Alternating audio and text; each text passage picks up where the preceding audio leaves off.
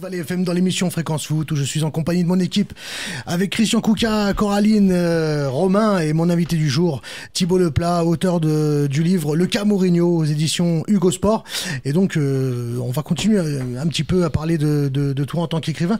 Tu as écrit d'autres livres, il me semble, un livre sur le Classico justement. Ouais, sur la rivalité Real-Barça. Ouais. Rivalité Real-Barça, c'est un petit peu le derby mondial presque. Ouais, ce c'est match. le Classico mondial, c'est la plus grande rivalité sportive, je crois, de tous les temps. Enfin, c'est quelque chose dont on ne mesure pas alors justement ce qu'on disait en antenne tout à l'heure, on ne mesure pas la transcendance que peut avoir un match comme ça. C'est de la transcendance dans le sens où c'est un match qui va au-delà du purement sportif. Enfin, c'est 20% de sport, le reste c'est 80% d'autres choses. Alors pour l'Espagne, c'est l'histoire de l'Espagne, c'est l'histoire de la guerre civile, c'est l'histoire des républicains contre les Catalans, enfin les républicains contre les franquistes. C'est aussi vieux que ça, ce derby, c'est aussi vieux que ça. C'est plus vieux que ça, le premier a eu lieu en 1903. Après, le premier vraiment match chaud, c'était 1916, et le premier match lié au contexte politique vraiment classico, c'est 43. C'est 43 et ça termine par un 11-1 du Real, où à la mi-temps, la garde politique franquiste descend dans les vestiaires et demande aux joueurs du Barça, selon les joueurs du Barça, c'est pareil, on ne sait pas encore exactement ce qui s'est passé, mais selon les joueurs de Barça, de ressortir sur la pelouse et de perdre, sinon c'est direction le commissariat. Au cachot. Au cachot. C'est ce que racontent les Catalans. Catalans. Parce que mondial, il y a quand même l'Amérique latine où il y a vraiment des classicos. Oh oui, non, il y en a, mais je crois que la particularité de ce match-là, c'est que c'est un match qui est politique.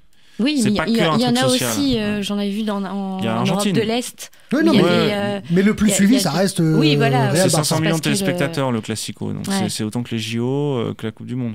Aussi en Turquie, où il y a des. Oui, non, mais il y a des derbies, il y a des matchs magnifiques, il y a des livres magnifiques à écrire sur ces derbies-là. La particularité du Real Barça, c'est qu'on s'y retrouve tous un peu. Tout le monde a fait un choix. Et en Espagne, tout le monde a deux équipes, par exemple. Ils ont une équipe et puis après ils ont une autre équipe. Comme on choisit un syndicat, comme on choisit une caisse de sécu pour nous en France. Ouais. Eux ils choisissent, moi je suis plutôt Real, plutôt Barça parce que mon père était Real et ma mère était Real, parce que nous on est plutôt madrilène et nous on est plutôt basque. Et par exemple les Basques ont tendance à être pour le Barça parce qu'ils sont plus proches des Catalans pour des raisons politiques. On va continuer à te découvrir un petit peu de façon littéraire. On va essayer de parler de ton livre un peu de façon décalée avec le portrait chinois. Très bien, allons-y. Tu connais le concept ? Ouais, je crois, ouais. Bon, on va parler justement de l'intéressé, José Mourinho, The Special One. Alors, si Mourinho était une citation, laquelle il serait ? Celle-là, je crois, je ne suis pas arrogant, c'est le monde qui est hypocrite. Je crois que tu t'as pris une des siennes ? Ouais, c'est celle qui le résume le mieux. Ah oui, je crois que c'est celle qui est la plus, qui dit le plus de choses sur lui.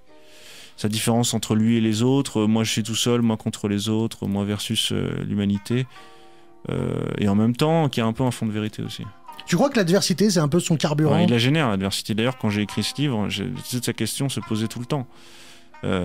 Parce que c'est difficile de parler aux gens proches de Mourinho, parce qu'ils ont peur. Et du coup, quand vous affrontez à la vie d'un personnage comme celui-là, il génère de l'adversité parce que tout de suite, il y a des gens qui le détestent, des gens qui l'aiment. C'est difficile de faire un travail qui soit neutre. C'est pour ça que moi j'ai fait le choix de pas du tout être neutre. Enfin, je pense même que ça n'existe pas, vraiment l'objectivité, la neutralité journalistique. Mais dans ce cas-là, on sent que lui génère de l'adversité, mais il en a besoin de ça. Il en a besoin. Si Mourinho était un plat. S'il était un plat, il serait quelque chose de très épicé. Un plat bien relevé. Larissa. Ouais, de Larissa. De Larissa sans la pizza, quoi. Ouais, sans la pizza. Que Larissa. Larissa, ouais, directement. S'il était un pays. Le Portugal, là, je crois que. Ouais, il n'y a pas photo. Le Portugal, il dit qu'il est portugais, il en parle, il aime. C'est d'ailleurs peut-être la seule rockstar portugaise du moment, quoi. Il a une rue à son nom. Il n'a pas encore de rue, elle est votée, mais elle n'a pas encore été désignée, la rue. Et il aura une statue. Il y a eu une expo, je parle dans le bouquin de l'expo Mourinho à Setúbal. C'est quelque chose qui est... C'est un entraîneur, on parle d'un entraîneur de foot, mais il a eu une exposition à Setúbal vantant évidemment son parcours. Et c'est un fils de Setúbal, et les gens là-bas n'ont de cesse de parler de lui et d'être fiers de lui. S'il était une danse. Le flamenco, je crois. Flamenco ? Ouais, parce que le flamenco, c'est une danse qui se danse seule, et qui en même temps est très émouvante, qui est très provocante, et qui est en même temps très profonde.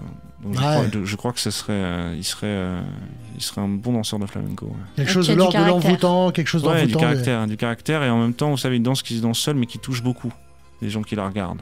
Ah, qui envoûte, c'est un petit peu ça, Mourinho, voilà. C'est quelqu'un qui envoûte beaucoup. Si Mourinho était un joueur de foot, lequel il incarnerait le mieux? Maradona, je crois.